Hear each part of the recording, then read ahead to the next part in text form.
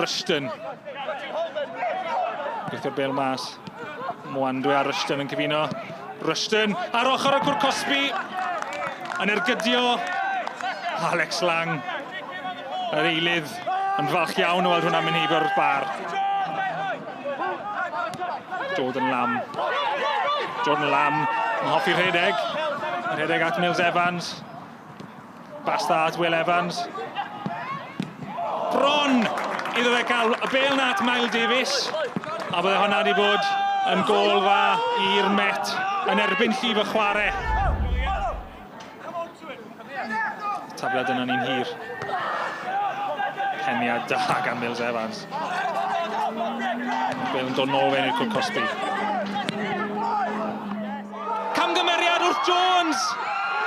O Will Evans, dim manteisio. Yn gwythio'r bel i gefn y rwyd, a mae'r Met wedi cymryd y blaen. Maen nhw'n heiddiannol, wedi cael gôl.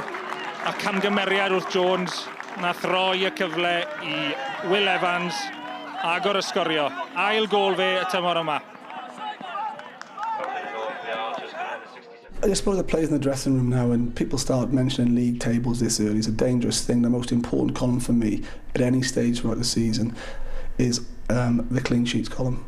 You keep clean sheets, you have every chance of winning football matches, and if you're keeping clean sheets, you're generally winning football matches, and then that means the other column has lots of points in it. So for me, it's about the clean sheet column. I don't look at home records. If it's 12, 13, I didn't know that, and we need to keep keeping clean sheets, and we'll keep this place victorious for a long time. I thought, first half it was even Steven. I think both sides cancelled each other out to an extent as well. Both sides didn't really work the opposition goalkeeper. We're frustrated and disappointed with that, really. Obviously the goal, you can't legislate for that happening, really. It's a freak mistake. It's a freak error. Dave's held his hands up, but look, he's been fantastic for me the last 4 or 5 seasons, so it happens sometimes. We'll get on with it and deal with it, but I think at 1-0 then we responded really well, and we just lacked, whether it's the final pass or the final cross or the final shot, just to get the goal, and probably the draw that probably our play and their play as well, probably, especially our play deserved. That I thought probably a draw would have been a fair result in the evening, but they've nicked the win in the end. Ni'n real apus, with 3 gêm yn olynol, eitha cael y grynu, ond i dymasgwr hwnna'n 9 pwynt, ni'n bles iawn.